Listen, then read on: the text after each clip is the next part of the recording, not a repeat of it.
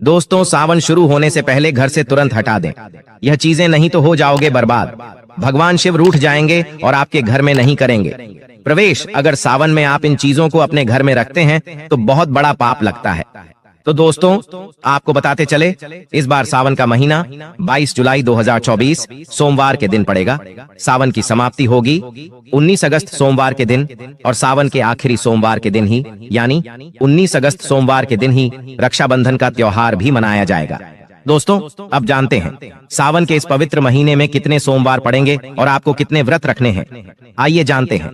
सावन मास का पहला दिन 22 जुलाई दिन सोमवार है। पहले ही दिन सावन में सोमवार पड़ने से 4 चांद लग गए हैं। सावन का दूसरा सोमवार व्रत 29 जुलाई दिन सोमवार है। तीसरा सोमवार व्रत 5 अगस्त। सावन का पवित्र चौथा व्रत 12 अगस्त के दिन पड़ेगा और 19 अगस्त को 5वां सोमवार है। दोस्तों, ऐसे में कुल मिलाकर 5 सोमवार पड़ेंगे और अंत में 19 अगस्त यानी सोमवार के दिन सावन समाप्त हो जाएंगे। दोस्तों, ऐसे में हम जानते हैं सावन के इस पवित्र महीने में कौन सी गलती नहीं करनी चाहिए जिससे कि शिव नाराज ना हो। और सावन व्रत में यह फल तो कभी मत खाना, नहीं तो भगवान भोले बाबा आपसे क्रोधित हो सकते हैं, आपका का व्रत टूट सकता है। आइए जानते हैं कुछ ऐसी सावधानियां जिसे भूलकर भी नहीं करना चाहिए। दोस्तों, शास्त्रों में कहा गया है कि व्रतधारी को उधार मांगकर फल आदि नहीं खाने चाहिए, इससे पाप लगता है और व्रत अधूरा रह जाता है। सोमवार का व्रत हो या कोई भी व्रत क्यों ना हो, पड़ोसियों से मांगकर भी व्रत आदि में फल वगैरह नहीं खाने चाहिए। व्रत में उधार मांगकर खाने से व्यक्ति का व्रत झूठा हो जाता है। ईश्वर की शरण में आने पर व्यक्ति को झूठ नहीं बोलना चाहिए, कर्ज नहीं लेना चाहिए, उधार मांगकर भी नहीं खाना चाहिए। अगर आपको कोई अपनी मर्जी से खाने के लिए व्रत में कुछ देता है तो उसे आप खा सकते हैं, लेकिन व्रत में कम से कम उधार मांगकर फल आदि नहीं खाना चाहिए, इससे पाप लगता है और व्यक्ति की पवित्रता भंग हो जाती है। दोस्तों, अगर आप भी सावन में भोले बाबा की कृपा पाना चाहते हैं तो सावन आने से पहले अपने घर से तुरंत हटा दें यह चीजें, नहीं तो आपको फल की प्राप्ति नहीं होगी।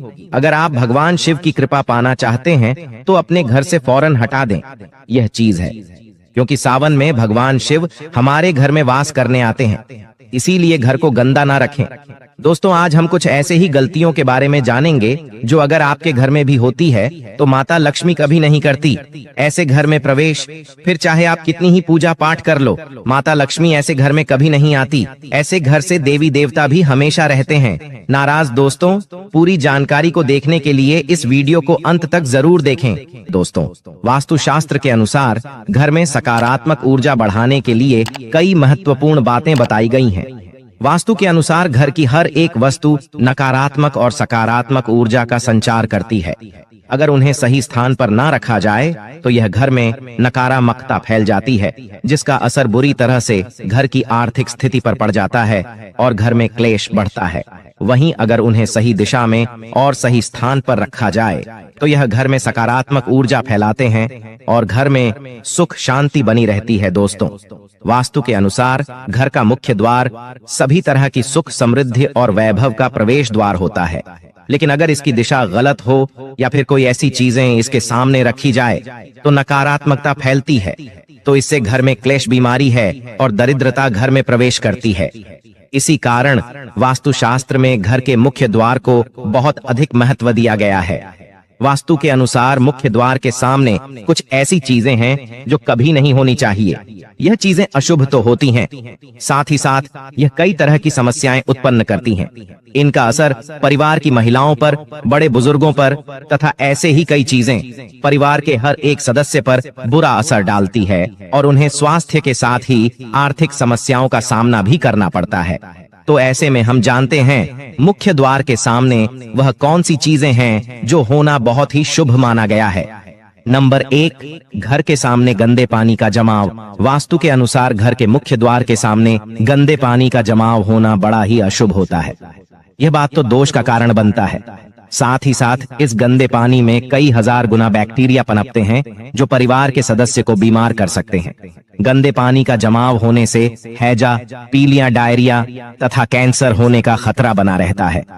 राहु दोष उत्पन्न हो जाते हैं, लक्ष्मी रूठ जाती है, शनिदेव क्रोधित हो जाते हैं। इसीलिए अगर घर के सामने कोई भी गंदा पानी जमा होता है तो उसे तुरंत हटा देना चाहिए।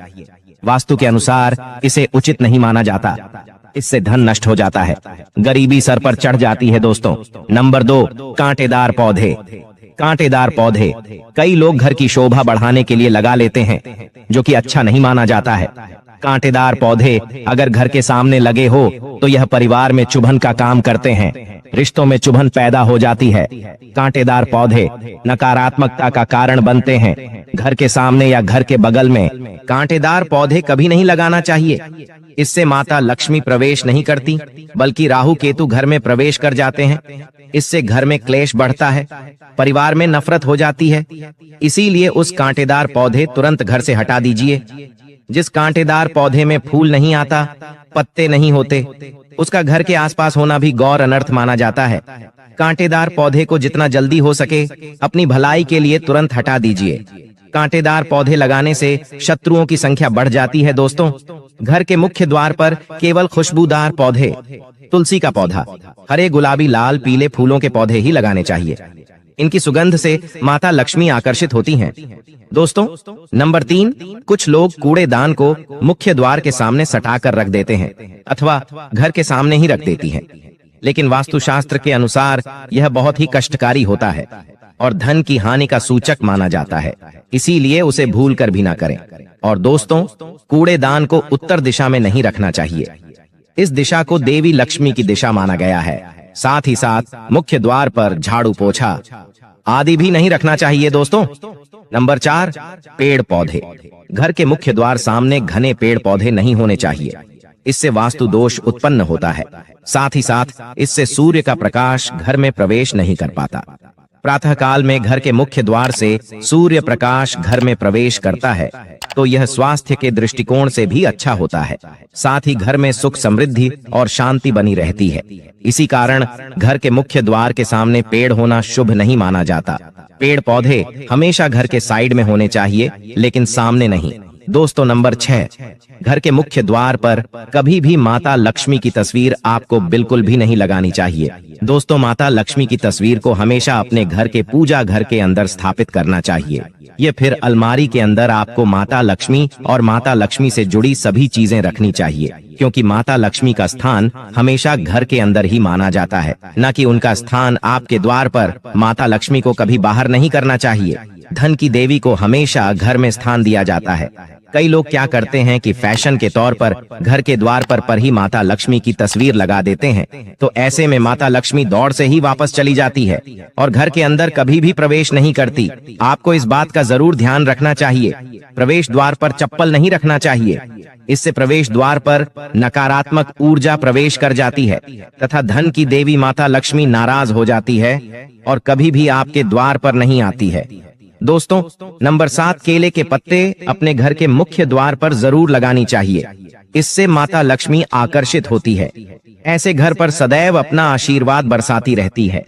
बंदरवाल के माध्यम से समझ लीजिए कि आपके जीवन के अंदर, घर के अंदर माता लक्ष्मी यश, वैभव, कीर्ति और कुबेर के साथ प्रवेश करती है और आपके घर का मुख्य द्वार मालामाल आपको बना देता है।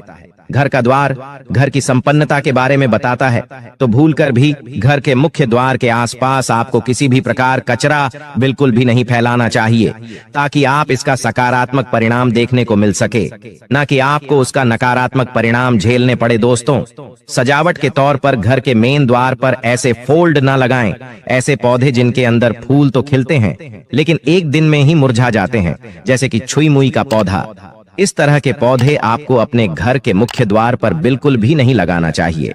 ऐसे पौधे जो दूध की जगह दुर्गंध देते हैं, उन पौधों को भी मुख्य द्वार से दूर रखना चाहिए। अपने घर के मुख्य द्वार पर इन पौधों को लगाने से बचे। दोस्तों, घर के मुख्य द्वार पर छोटी छोटी घंटी जरूर लगाने चाहिए, क्योंकि इसकी जो खनखनाहट होती है वह घर में मां लक्ष्मी का प्रवेश कर जाती है